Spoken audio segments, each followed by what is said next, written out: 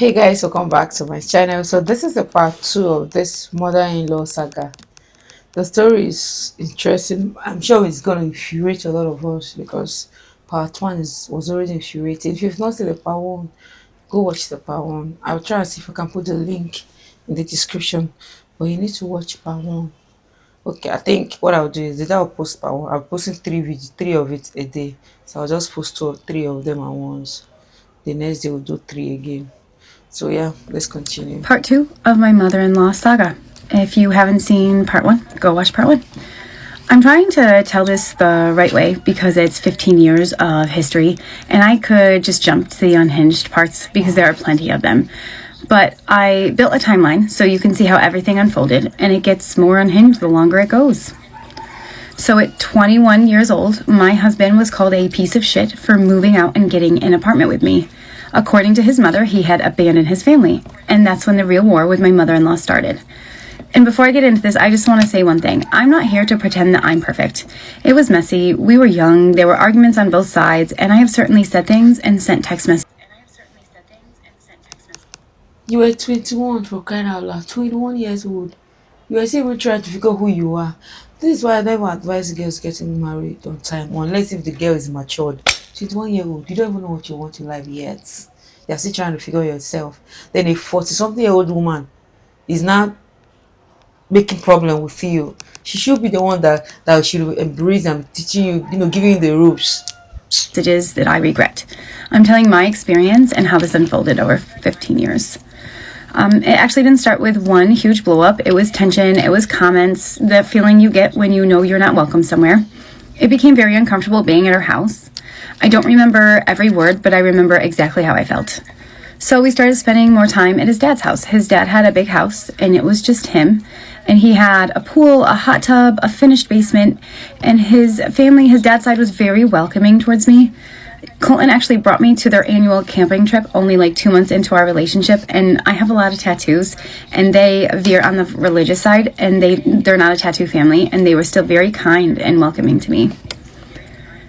So we started staying at his dad's more often. We were in our 20s, so we're dating. It's normal. It made sense.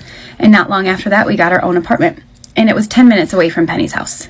And suddenly he's just dating somebody. He was a bad son. Not because he disappeared, because he still visited and he still called. He just wasn't under the same roof anymore. According to them, he had abandoned his family. He was a piece of shit. Selfish. These were the words that they used. She would call him and scream almost every day. His phone would be sitting on the table while we were learning how to cook dinner together, just trying to be together, and it would start ringing, and we knew exactly what was coming. Not occasionally, almost every single day. And she would yell at him about how he had abandoned his family. And in person, when he went over there, it was very clear that I was not welcoming. So I did stop going for a little bit, but then I was like, fuck this. I'm a part of his life, no matter who likes it. All of this because at 21 years old, he got a girlfriend and moved in with her. Apparently that made him a terrible person. He still went over there frequently. She still called him every day, but the cruelty never stopped. And I really do wish that I could remember every word because it would show you how ugly this got. But it was 15 years ago. I don't remember every sentence, and I'm not going to embellish. I'm going to tell this exactly as it happened. They didn't just say these things to him. They spewed poison to anyone who would listen, including his 13-year-old brother, who we will call Kieran. And I want to be very clear that I don't blame Kieran, not at all. He was a kid. He listened to his mother. He heard her crying. He heard her screaming that Colton had abandoned the family, and he believed her. Most of the time, Kieran wasn't even home when Colton came over. He was a very social kid, so he didn't see the reality. He only heard the narrative. And I know that Kieran grew up hearing a very different version of events, and I don't blame him for that. But this is the side that he never heard. Penny would also involve Colton's dad constantly during conflict, but privately she would speak horribly about him, like story after story, complaint after complaint, trying to influence how I saw him. She would call him and meet up with him and just tell her what was going on from her perspective. And from my understanding, Colton's dad just said, let Colton live his life. This is what adults do. Be happy when they spend time with you. Be happy when they call you. Eventually, Max stopped acknowledging us entirely. He wouldn't speak to us. If we walked into a room while we were visiting Penny, he would walk out. Colton would say hey, and he was completely ignored. He treated us like we were the dirt on the bottom of his shoe, and that is how it remained for the entirety of our relationship. The pressure, of course, did not stay between Colton and his mom. It followed us home. We were young. We didn't know how to handle something like this. We loved each other, but we were constantly defending ourselves. And so it put pressure on our relationship, and we would fight. The guilt trips were relentless. He abandoned his family. He wasn't there when his mom needed him. She would always say how she wasn't going to be around forever. To think that the Cotton was not even the only child. If it were, just imagine how much pressure would have been on him if he were to be the only child. She has other children. But just because this one now has gone away from her clutch, she's not happy about it. Daily, Amen. repetitive. With the guilt tactics, she began saying she was dying. One time she called him and said, "I saw a white light." Before we started dating, Colton told me that her epilepsy was controlled and seizures were rare. She had epilepsy since she was 18. But once we were together, suddenly there were constant emergencies, and we didn't know what to make of that. There were so many times that he was called and expected to drop everything and come home. And Colton is not a confrontational person. He's easygoing. He lets things roll off his shoulders. He takes time. You cannot grow up with a mother like that and be confrontational. She has literally groomed them all their lives. So what do you expect? They cannot be confrontational with a woman like that. She's very manipulative, so she'll find ways to groom those children, and they cannot help it. Don't even know. They don't know. They won't even know. They think they're living their normal life, not knowing that their mother has been manipulated. To process things, and that's okay. It's great qualities to a point until things started getting swept under the rug. And in the beginning, he genuinely believed he could keep both sides calm. He didn't see manipulation because he grew up with it. He saw hurt. And I had just come out of a bad relationship. My mindset was simple. If I am not wanted, I will leave. And so we argued. There were nights where we sat there and we said maybe we should just break up. Not because we didn't love each other, but because we thought it was the only way to stop the war. That is how much pressure she was putting on us, on him. And a few times we did fracture. I won't call it a breakup because within a day or a few hours we were back together. We kept choosing each other, even while we were constantly being attacked. And if you've ever dealt with someone like this, you know what comes next. Penny realized what she was doing wasn't working. We weren't breaking up, no matter how much pressure she applied. And when that didn't work, she escalated things. It was about a year into our relationship.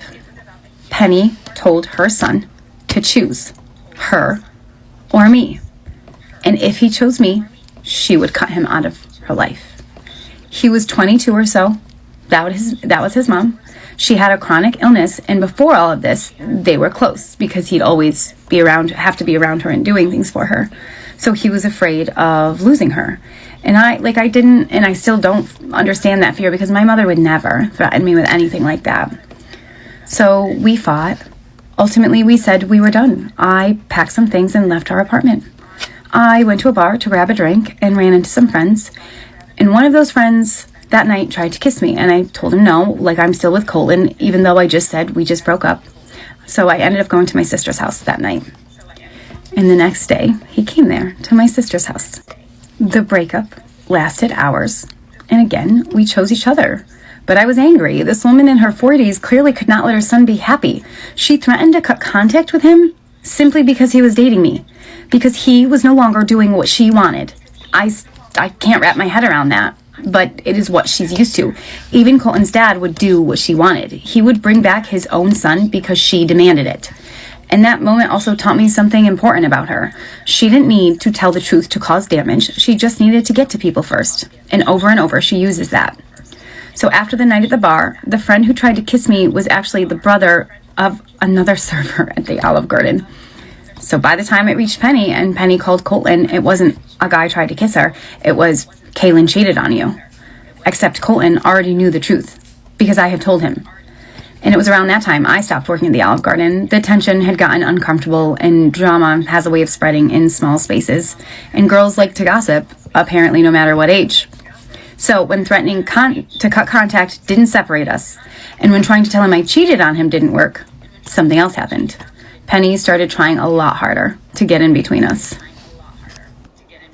My Guys,